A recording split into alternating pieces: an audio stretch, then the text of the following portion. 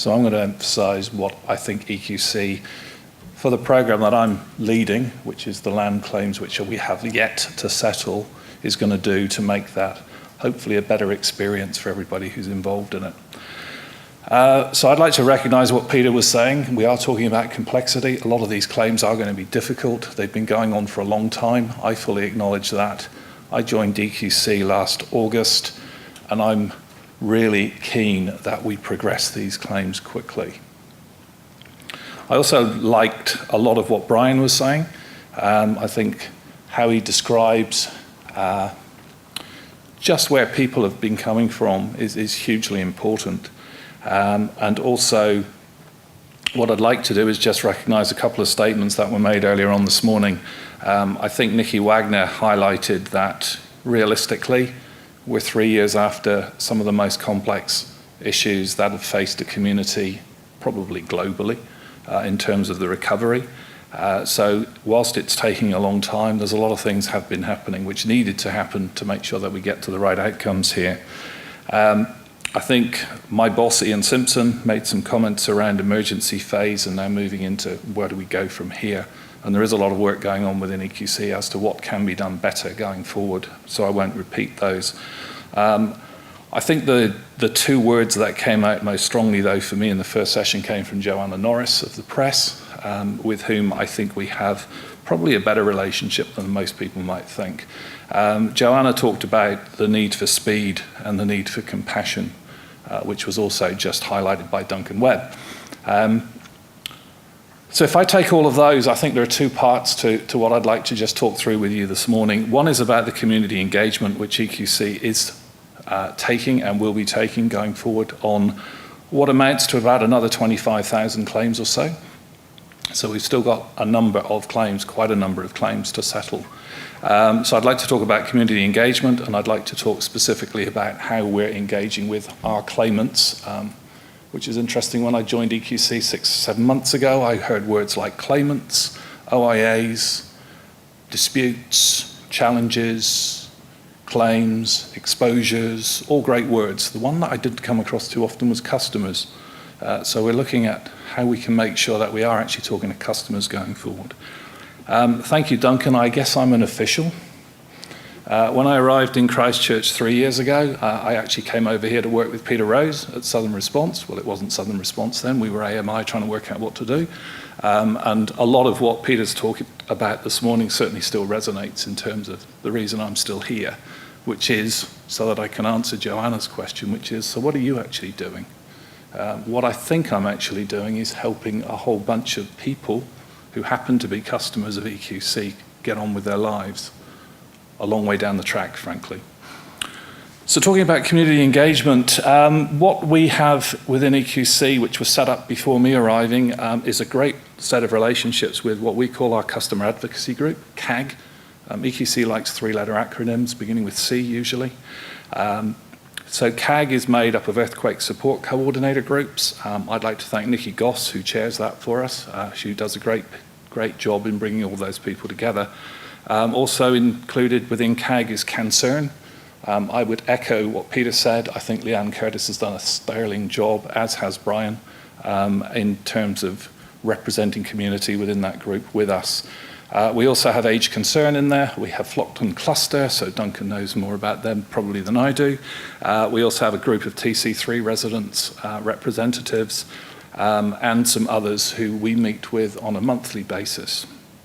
I'd also like to recognise the work which Peter's already alluded to in terms of the residential advisory service as part of SARA. EQC probably came to that party, if I can call it that, probably a little bit later. I think we now have a very solid relationship with RAS. I think Ken Pope and his team do some excellent work in terms of helping customers with situations which frankly are outside of the ambit of what EQC can actually do with them. We also work increasingly closely with Christchurch City Council and also looking to do more with WIMAC going forward and the community boards of Christchurch City Council. I've personally met and presented to them on a number of occasions, and we continue to do that going forward. We also work closely with the psychosocial group in terms of some of our materials and processes that we're using to help people who are obviously not in great places with some of these claims. So with all of those organisations, and in addition, I would add Sarah. We've had some interesting times with Sarah on different aspects of the recovery. I think the relationship with them now is working well, even as they transition into 2016. And last but not least, we do work closely with ICNZ.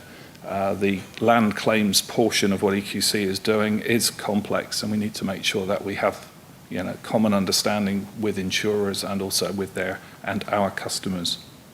What we do with all of those groups is we share information. Mike Jackett, I think, is still sitting over there. Mike and I, well, Mike mainly presented an awful lot of engineering, technical information to most of those groups over the last 3-4 months. We've been doing the same with valuation processes. How does diminution in value, which is a beautiful term, how does that work with IFV and other types of claims? We also talk to all of those groups about processes. How can we best address the concerns of our customers? And that's not 25,000 customers as a block, that's 25,000 individual customers, and how do we best look after them? We talk also about key messaging and collateral. So the settlement packs, which started going out last week for IFV claims, a lot of input from CAG in terms of what's in those packs, frankly what's not in those packs, and some of the approaches we've used. On expectations, as soon as I joined EQC, what I wanted to do on the communication of these claims was to increase transparency, make sure we were being more open with people and making sure we were giving them detail to do, as Duncan Webb said, allow them to, or be empowered and allow them to make choices. With that in mind, we've increased our correspondence on a, if I can call it, to use the horrible terms, one-to-many basis, so letters to lots of people, but also on a one-to-one basis. The settlement packs we're now using are very much bespoke to the individual circumstances. We support letters with phone calls now to every customer to discuss their claim based on the information we're sending to them, inbound and outbound, using a dedicated team so that people actually can have a relationship that they can use to get to a decision. We support that, I think, with some of the best web information around some of the most complex things involved in the recovery from an insurance viewpoint. I think the website is very good. I'd encourage you to have a look at it. Please let us know if it isn't. We case manage increasingly people so that we can get a face-to-face situation for customers who want to do that, using a team here in Christchurch and also using a more sort of telephone-based approach. I'm putting in place some really detailed quality assurance processes around everything we're doing going forward. We've got lots to do. The support we've had from other organisations is great. We need more of that. I'm interested in feedback from anybody who wants to give it to us.